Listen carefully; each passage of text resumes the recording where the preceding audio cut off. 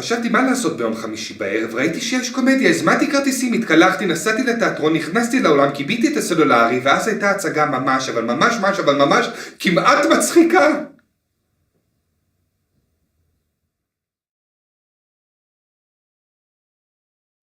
אני אוהב את צפירה. עוד 3 חודשים מתרוצץ פה שלום צפירה קטן. או קטנה. כמה מושלם.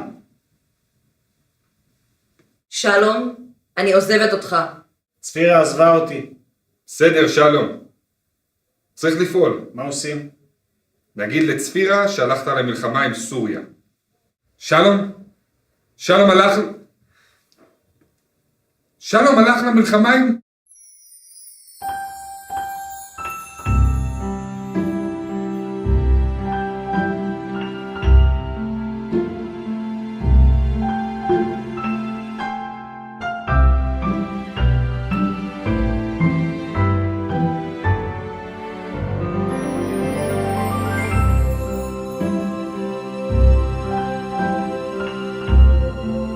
התוכנית שלנו עובדת?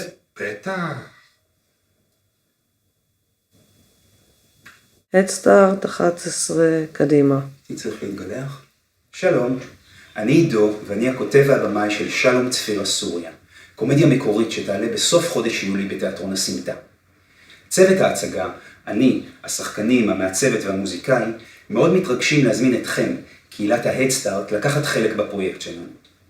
אנחנו נמצאים כבר בתוך תהליך החזרות, וזקוקים לעזרתכם כדי ליצור את הקומדיה המצחיקה והרלוונטית אותה אנחנו מדמיינים.